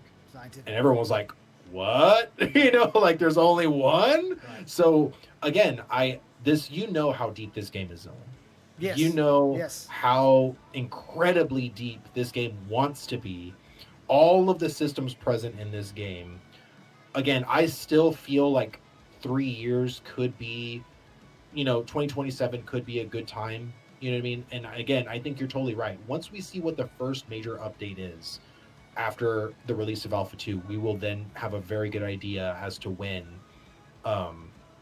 Ashes might end up releasing. However, this is the one thing I've always told you, is the reiteration of feedback. That takes time. Because by the time most companies, you say the thing that is the problem, the next major patch gets released, that patch does not address the issues and concerns that people had. It's usually the following major patch that problems and things and stuff like that gets resolved. We don't know the kind of consistency they're going to have. Now in Alpha 1, being an Alpha 1 tester, they were very quick as to, at least the stuff they could do quickly, they were giving people options as far as split body, all the stuff with root motion and stuff. They removed the stupid Star Trek warp run animation. Right, exactly. And it's all the stuff they can do quite quickly. And but I've always been of the thing is that how are they going to do certain fixes? Are they going to be hot fixing on a weekly basis? Are they going to be minorly updating on a monthly basis? Are they saving a lot of the major stuff like the Rogue and Summoner, for maybe January being released? So they're going to take all of the Q4, give their people some time off for Christmas and then come back in January and give the major update. And it's going to be a not just the Rogue and the Summoner, but other major updates on top of that. We don't know. And it's that thing for me that, again, what if we get that third patch and they finally give us the feedback on it, but now we already gotten 2 or 3 major other systems added, and now that those things that we're doing feels weird because of the interconnection of those other systems, and now it's like, well, wait a minute, I know we said that we didn't like it in this way, but now it feels weird and feels very obtuse in this other way now. That's the stuff that I don't think people are understanding, that this game is so interconnected. And I am very much looking to see how quickly they can iterate on that feedback and to give us that time to play with the reiteration.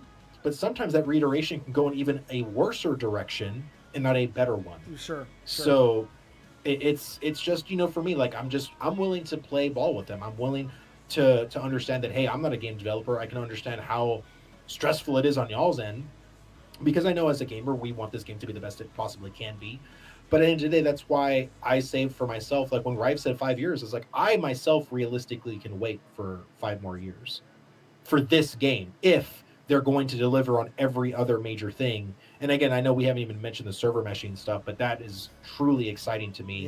Yeah. And that's just another reason as to why this MMO needs time in the oven. Because they're doing so many things that are just so good for the genre that they can't afford to mess this up. Yeah. So you brought up earlier in what you just said, you brought up that in these other MMOs, the patch cycle that's coming out now doesn't address the current issues. It's the one after that. Right. And I've thought a lot about this recently because I'm a loser who only thinks about Ashes of Creation all day, every day. From every angle you could possibly think about it. Then we're in the losers club, bro, because I'm the same. Yeah. And we got 36 people on Twitch who are all losers. So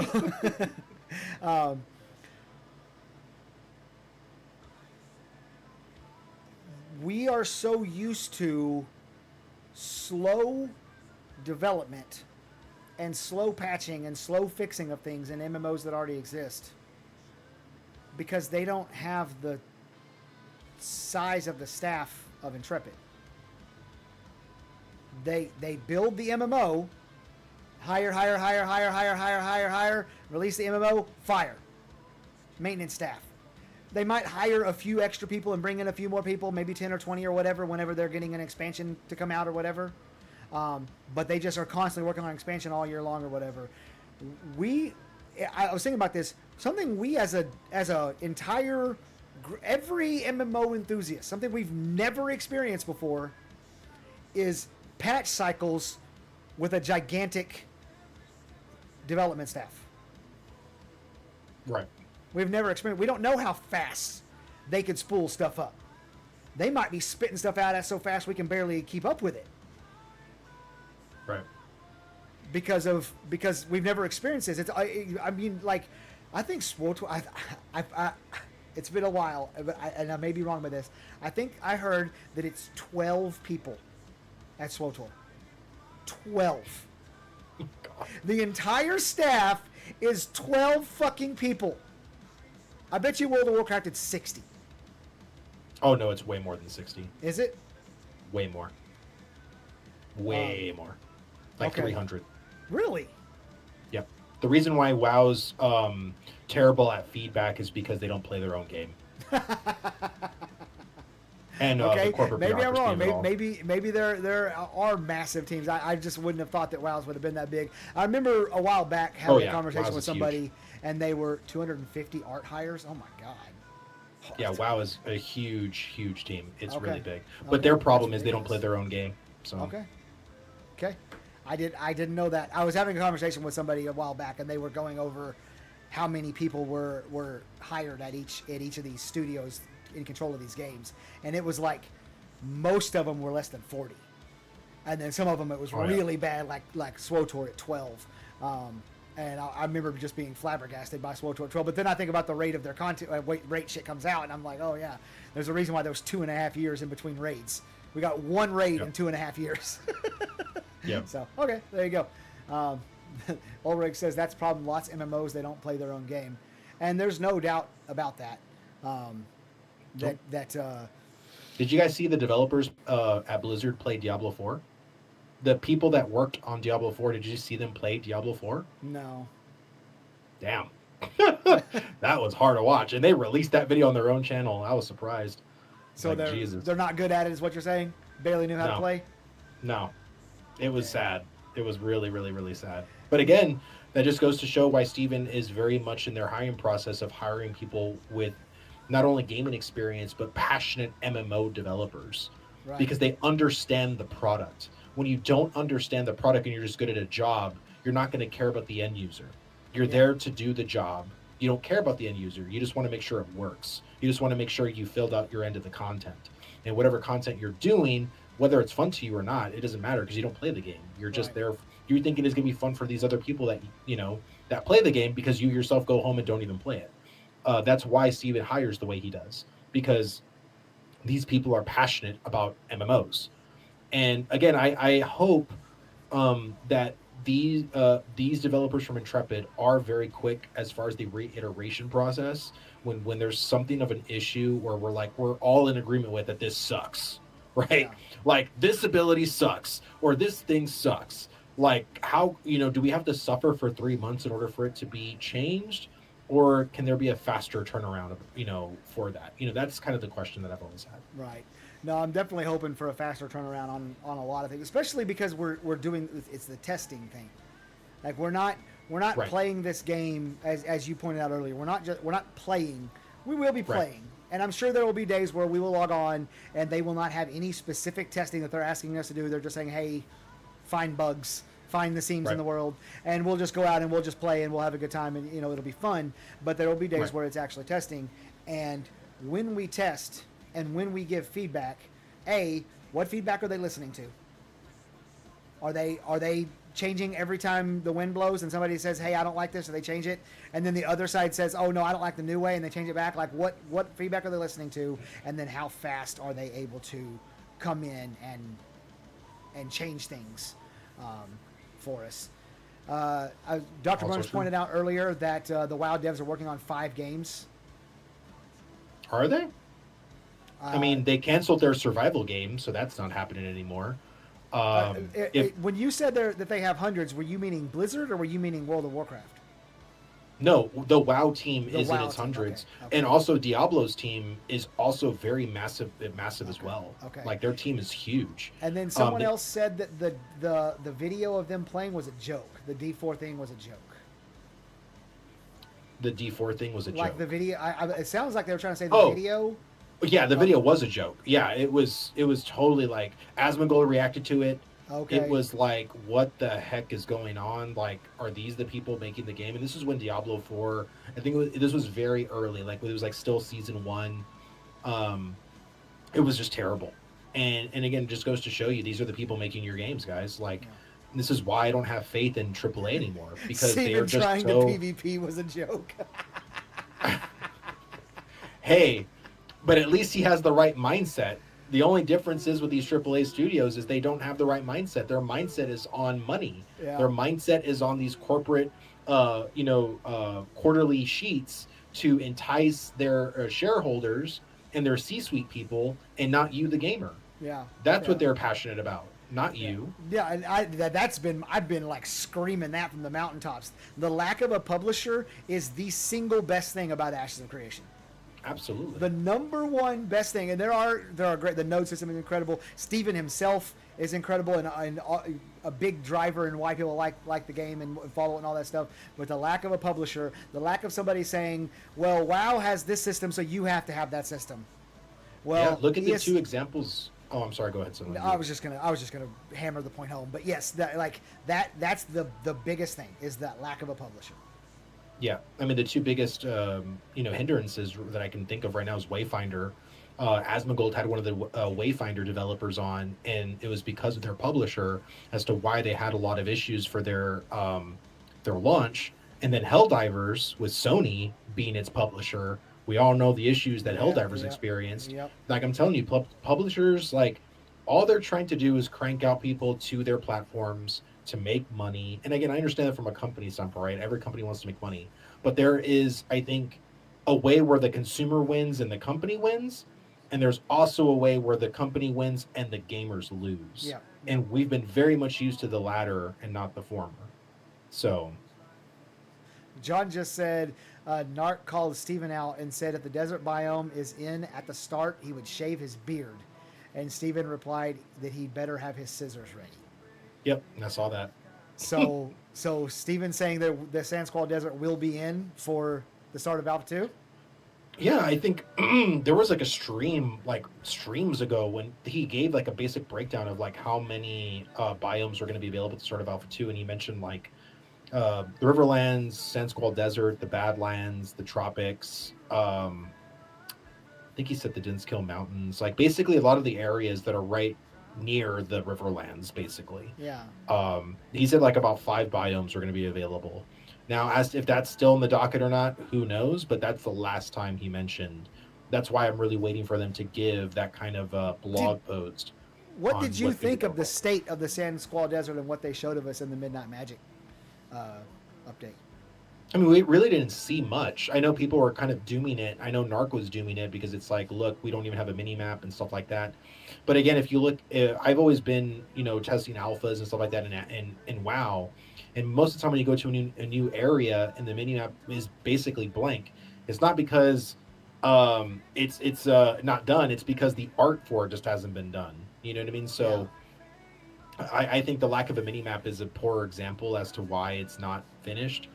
And I know people are saying that when he was in the Sand Squall Desert, there was like a home location that was supposed to be in the Riverlands, and of course he wasn't in the Riverlands. Mm-hmm. But again, with them testing and stuff like that, we don't know. Like, my whole thing is that I just want to be able to see it for myself. I love the desert for what I did see, So I don't really have an issue or a problem with it. I thought the Midnight Magic showcase, again, I've always said was a love letter to us as the people in the community, because it was basically a stream pertaining to our feedback.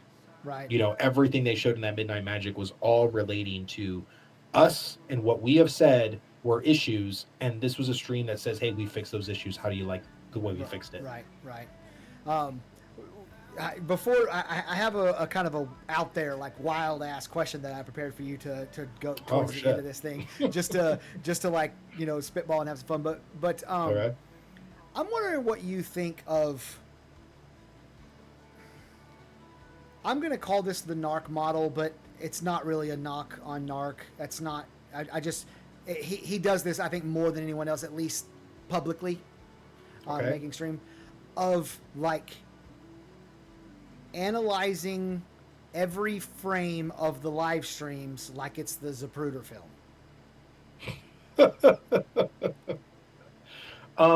Like, Is it, okay. I'm just gonna. No, go ahead.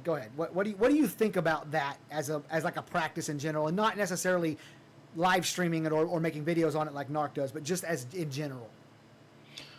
Dude, we are drip fed content from Ashes. The fact that he goes and does the frame by frame, I think there's a lot of people who love it. The Okay. people that go into his channel and stuff like that. Like, now I myself, like, I don't care to do that. I'm not going to analyze every single frame and stuff like that. I would just talk about more of the general stuff. But I mean, from what a lot of people liked when Narc was actually piecing together the mini maps of the Riverlands, that was a lot of that. People said that was great content. People Yeah. actually loved the fact that you actually got to see a large part of the Riverlands through just snipping the mini map over and over with all these other locations. Right. Um, Which was genius, by the way. yeah, it was really good. Yeah. But I mean, I would say, you know, every streamer has their own process and what they're doing to kind of stand apart from the community. Because any of us can just go and talk about the same stuff that we're all going to talk about, right? Like, Yeah. when the server meshing stream goes live, me, you, everybody's going to be talking about server meshing. Yeah. So it is what it is, right? So I mean, I would say Narc has just been doing what he's been doing for a long time, and he's always been very OCD in that kind of way, and to be very analytical. So yeah, it doesn't surprise me that he's like that. Right. Well, I wasn't really talking about Narc specifically. I'm talking about the practice. So I'll tell you, for me, I don't know where this comes from, but I'm kind of like, there is no way for us to know what's going on behind the scenes for them to put those videos together that they record and then show us the next day. Like, let's take the Sand Squall Desert, for example. The Sand Squall Desert might be really far along and really advanced and have a mini map and everything at this version of the game, but like these 5 things are just kind of unstable, and you're like, I don't know if we're going to be able to show off the Midnight Magic part of it, and if we're trying to record and it won't work and blah blah blah. So let's just do it on a from 3 patch cycles ago, because that was super stable as far as like the server and all that stuff, and then we can show the Midnight Magic, and then so you're analyzing like the Zapruder film, like shit that might be 6 months old. You don't even know. And it's like, to me, I'm like I said, Narc had not really nothing to do with it. I just was pointing out that Narc does it, but like, people in my Discord do this, and I see people doing it all the time. They're like, oh, did you see that on the 5th frame of the 14th minute of, there was a thing in the corner, and it, definitely Alpha 2 in October, and it's like, wait, what? So I don't know. I was just curious if you had ever thought about it from the perspective of like, you don't know what it takes for them to put these streams together. Well, look, I am not going to be one of those streamers that likes to pretend I am an expert in every state of imagination, or You're not me. like I am an expert in game development. I am an expert in server meshing. I am an expert in whatever. Look, I'm an idiot, dude. I say it every single time I stream. I think I'm a pretty lovable idiot, but at the same time, like, I'm not the smartest person in the world, and so I don't like to play like I am. Yeah. And so I always try to give Intrepid the benefit of the doubt, as far as like, look, if they're doing from 2 cycles ago, because that's a better and more stable foundation for them to do this stream, cool, like fine. You know what I Right. mean? I think at the end of the day, they just want to show us very specific things. And I think other people blow smaller things completely out of proportion because, again, we have no content, we have no game. And so this is our way of playing Ashes of Creation on paper, which has Right. always been very terrible. So, Right. So now that you have fully admitted how brilliant you are, and told us all that you're a Absolutely. genius of just the utmost magnitude, can you go ahead Absolutely. and in detail, in 5 minutes, explain to my chat exactly how server meshing works? So server meshing, as you know, as to my Stanford, Harvard league brain can tell you, server meshing is like you get two servers and they have a baby, and now they have a server family, and that's server meshing. That's That's okay. basically that's server meshing. I hadn't heard that definition, but Yeah. I'm gonna go ahead. I think you're right. I think that might actually be correct. Yeah, Okay, so it has to be consensual though. Like you can't. If the servers aren't cooperating, like it's going to be a failure. They have to. It has to be okay. consensual. Has to be just consensual. to be completely clear. Okay, okay. So Harvey Weinstein can't server mesh. Oh shit! Is that what you're saying? Okay, sounds good. Yeah, no, you can't be Harvey. No. Okay, Not at all. Not at all. All right, so here's my wild, way out there question for you. Yeah. And it's funny that we got into the topic of number of developers on the team, which I didn't plan on. It's just where the conversation went. But I had this question already written down for you. Yeah. So Steven said, I want to say it was during an AMA he did 2 years ago. It was one of those ones that was recorded and then we just watched it. He said that they planned on not releasing the entire team as soon as they release the game, like most other MMO developers do, Okay. and that they were in the anticipation of making other games in the Ashes of Creation universe. Now you may not. He did say this. I'm not making this up. He did say this. It's Okay. been a couple years ago. So, what type of game would Vladis want to see in the Ashes of Creation universe? Oh man. Like what would drive you to not quit Ashes? Obviously, you're going to play Ashes. Yeah. No. 100%. I would Like say. we know it's not a survival game. Oh God! Please don't. Don't do a survival game, please, God. Okay. If I had to be selfish with this, there would be two games Okay. or genres, and I will say a classic RPG would be so freaking cool. Like I've always thought an RPG to explain like why people fled Sanctus. Like so basically a prequel, like the precursor to Ashes of Creation, right? Not fled But Sanctus. You mean fled Vera to Sanctus. Is that what happened? Yes. Again, I'm not. There's the whole story of it. We already know what happened. The Harbingers showed up, and they started corrupting the seven gods, and the Okay. goddess Well, I of haven't heard- creation opened the divine gateway to save everybody to Sanctus, and now we're coming back from Sanctus. Okay. That's okay. the story. But Yeah. so I'm loving where you're going. An RPG, a Yeah, classic single player. Nobody has Yeah, to join single you. Play player. it on your own.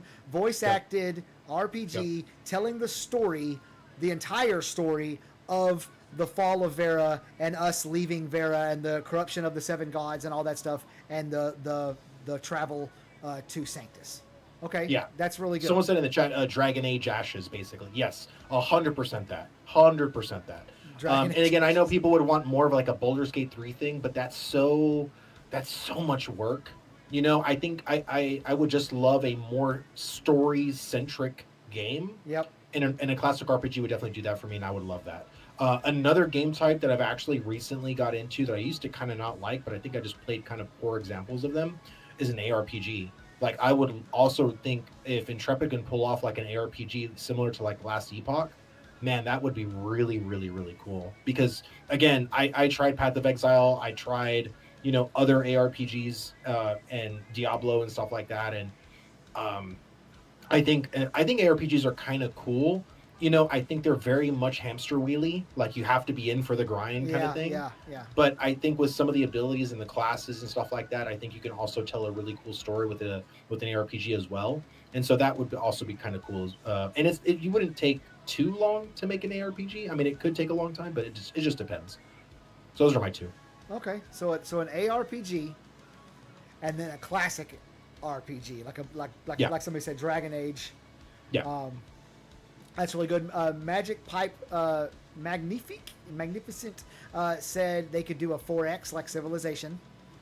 So the Civilization games that actually like lifts right out of Ashes of Creation. No, Oh, problem. 100%. Like, that's just like Yeah. whoop. So does a classic RPG, by the way. That's just Yeah. like you could just rip that right out of it already. I got to tell you, I started thinking about, and again, loser who thinks about Ashes of Creation all day every day.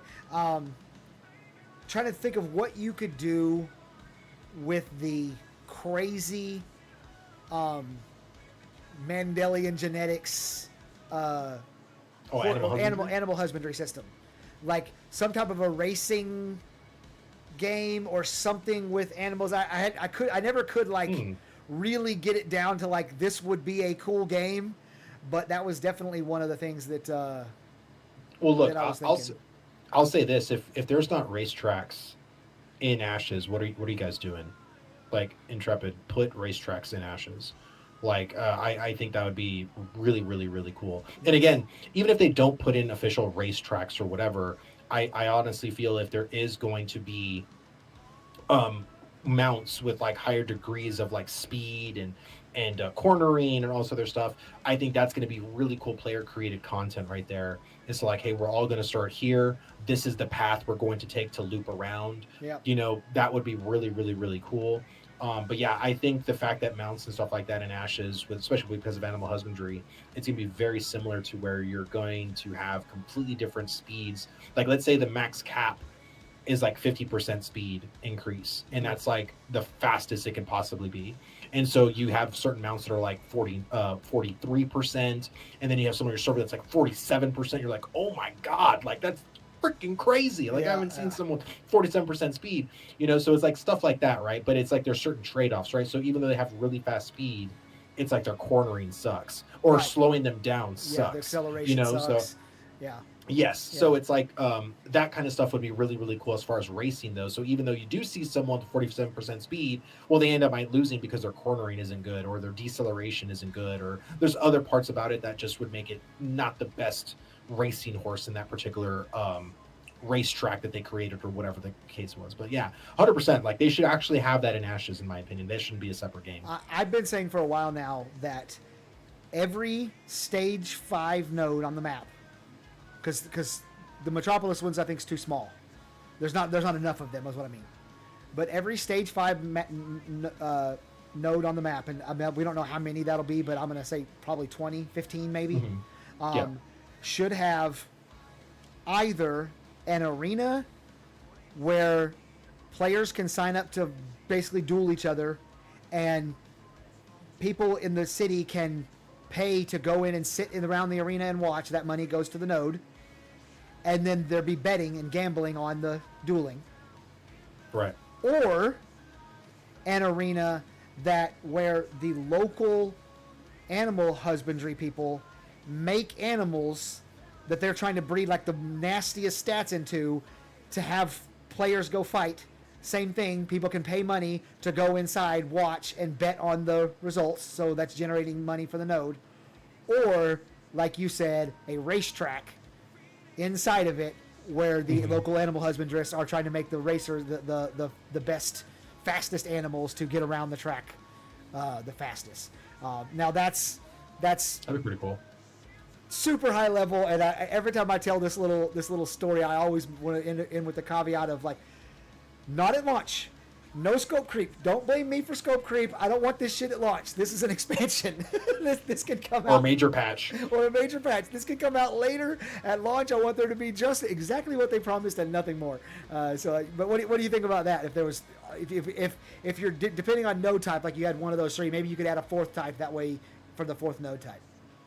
Oh yeah, like I've been saying this. Like I mean, there's the one thing I want Intrepid to do is to don't ever forget your base game. Anytime I've seen expansions when it comes to other MMOs, they literally just leave behind their foundational game. And now we're on this little tiny island with very minimal systems, and they're all new. We've never experienced them before, but the big old continents that we've grown to know and love are just now in the rearview mirror, and you don't ever have to do those things ever again.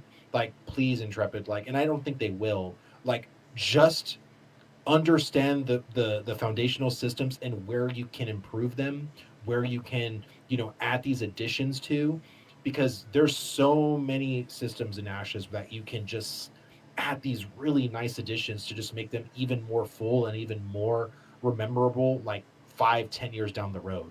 Like, you want to make sure that these systems are going to be played not just the first year of your game, but 10 years later. And the only way you can do that is to not just leave behind the node system and say, oh yeah, we're working on this whole new system, so we're not really going to put in anything in the node system anymore. That would be such a tragic thing. I don't think Intrepid would ever do that, but this is why I think adding upon your existing systems is so important. And that's what you would definitely call an expansion, because the game is actually bigger, Right. Again, expanding Right. the base game, and not actually feeling smaller when you go into an expansion. Right. Yeah. I really hope, and Steven has specifically mentioned the exact problem that you're listing off, that expansions like move people out of the world and into an ever smaller and smaller and smaller little section of the world, and then new players come in and there's nobody to play with, and then they leave, etc. And they want everybody to stay.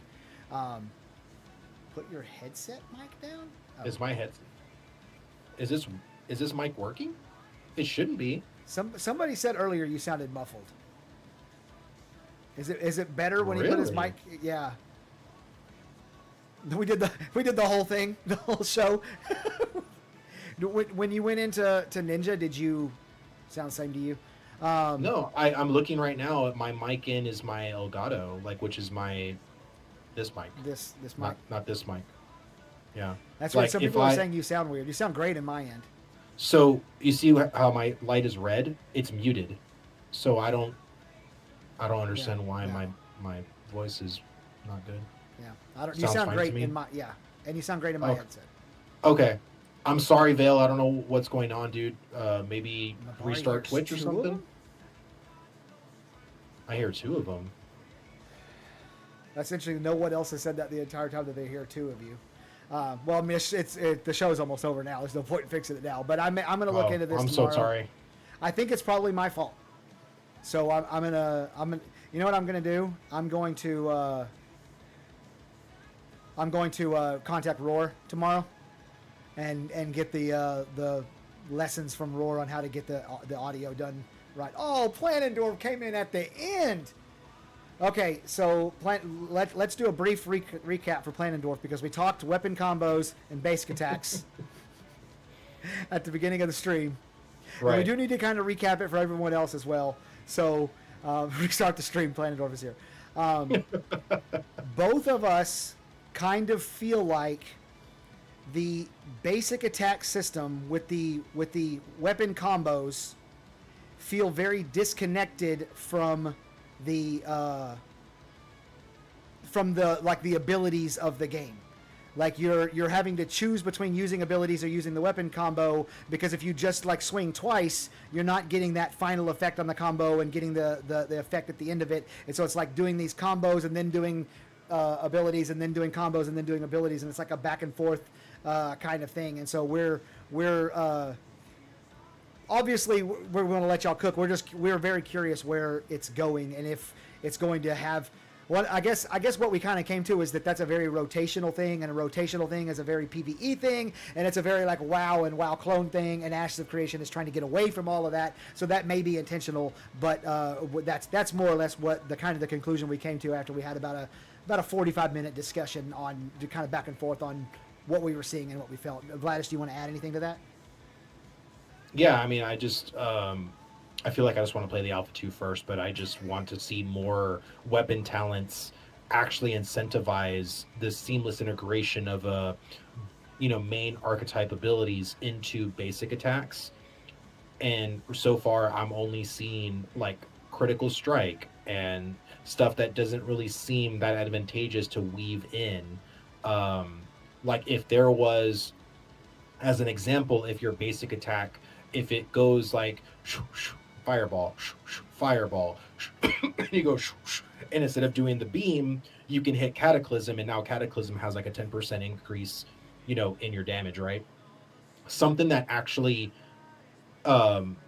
impacts your main ability, like this kind of synergy between the two. I just feel like they kind of work separately, and I don't think that's intentional.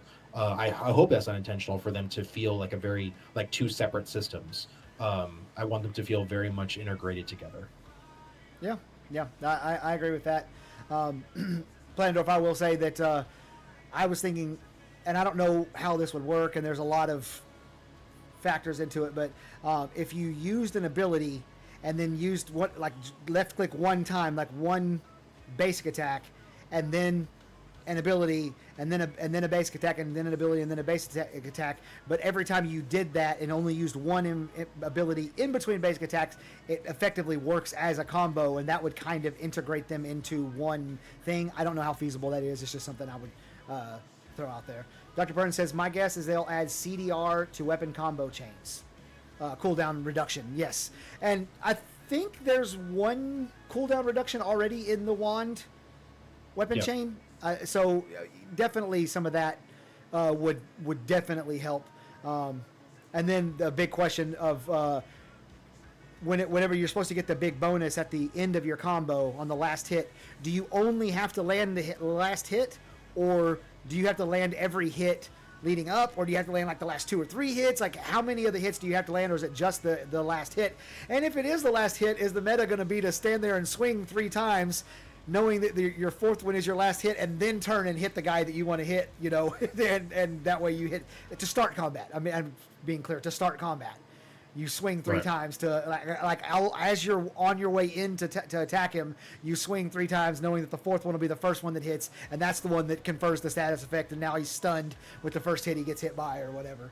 I will say this, that from what PI was saying, they've received a shit ton of feedback regarding the weapon combos, talents, classes, everything. I know Fupo has been advocating forever to get the tank name changed. Yep. He hates the name tank, yes, and I agree with him completely. I think Vanguard should be the name. 100%. Fupo, I 1000% agree with you. 100%. See, oh my God, he's been saying it forever. Yep. He's been saying it, and I'm trying to. I'm just trying to say the message out for more people to hear. Fupo, I'm right there with you. This is slander. Tank. And Planendorf, for some reason, who in all other ways I respect, but in this one way, why is he on Team Tank? Like, come on, man. What are you even doing? Tank. Yeah. Droog says, I think we can do better than Vanguard. I just don't know what it is yet. You can't do better than Vanguard. Listen, I was a Vanguard main in Ashes of Creation, and one of my other favorite MMOs that have ever released was called Vanguard. So I want this name changed to Vanguard. It's not going to happen, but you know who else agrees with me though, Zillin? Jamie Chaos? No. Oh. Intrepid. Because when APOC came out, they didn't have their tank class called Tank. It was Guardian. If they were so confident on the tank name, then they would have named Tank, the tank class, in APOC and not Guardian. Okay. So I think again, anything to me is better than the tank name. Yeah. Anything. Okay. I would go with Guardian. I would go with Vanguard. I would go with Juggernaut. I would go with any other name than Tank. So Just my opinion. Yeah, I would. You like Tank is so bad. I would actually be fine. I like call it Big Fleshy Meat Shield, and I would like that over Tank, just because it's just so stupid. So Well, and then we can just advocate for the opposite, right? So it's like, okay, if you want to keep the tank name, cool, but cleric needs to be healer now. yeah, Like let's make the world balanced. right. And in that fighter regard. needs to be, big fast DPS guy, and rogue needs to be small quick DPS guy, and ranger needs to be ranged DPS guy. Yeah, it's so like 100%. Vex said, tank is a role, not a name, and I've been on that board for the entire time. So Vladis, before I get out of here, is there anything you want to say to my audience, which is technically your audience too, because we all share the same audience? Was there anything you wanna throw out there? No, man. I want to again, encourage you, to keep, streaming, keep pumping out content. Oh, I'm back. I'm really happy that you are back. And it was really, again, it's an honor for you to think of me as the first person you wanted to speak with. As far as like, I don't know if you're gonna make this like a show or if this is gonna be like what you're planning on making this as far Yeah. as Sundays and Mondays go. Yeah. But whatever the case is, I feel very honored that you thought of me as your first guest. Absolutely. So Well, I thank was you. the first guest on the 1v1. Yeah. So We can just be like, Fane, whatever. Fane doesn't count ever, so Yeah, it's fine. It's fine. It's fine. Fane never counts, so it's fine. Oh, man. I will go ahead and let the chat know, since you did bring it up.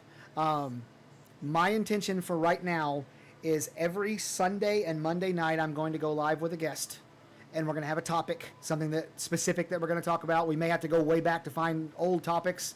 I'm going to try to keep those topics relevant to what that person does. Like, just as an example, if I was to have Cash on, we're going to do lore related stuff, right?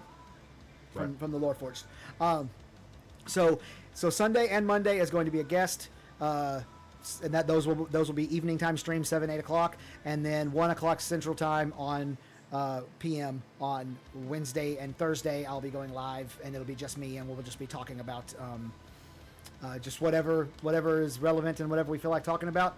So to that end, tomorrow night, guys, 8 o'clock Central Standard Time, Dr. Burns from the Copium Clinic, or Ashes of Relation, if you haven't kept up with the fact that he did a channel rebrand, is going to be here on the channel. We're going to be talking about botting in Ashes of Creation. And we're gonna take a look at a couple of Dr. Burns' videos, and we're gonna see if we can make some correlation between the two of them, and see if we can permanently solve botting in MMOs, or in Ashes of Creation in particular. So you guys be on the lookout for that. So everybody, follow the channel if you haven't already. Go follow Vladis Gaming over on his channel, or on Twitch and on YouTube, and it's just Vladis. It's just Vladis on Twitter, X, because he wanted to confuse us. I did. Botting is It's arguments. Vladis Gaming everywhere else except Yeah, for Twitter. Except for Twitter, and it's Yeah. just Twitter. So you guys go follow him, and we will see you guys. glad we agreed that Tank name is the superior name. Nathan. See, Vladis, Planendorf has been showing up in everybody's streams for weeks now. And I start streaming, and I'm just like, all I want in my whole world is Planendorf to show up in one of my streams. And he finally does. And he comes in with this tank attitude. It's unacceptable. That's Nathan for you, bro. All right, y'all. We will see all you guys tomorrow night. Tomorrow night, come hang out, 8 o'clock Central Standard Time. It'll be me and Dr. Burns talking about botting in Ashes of Creation. Bye, y'all.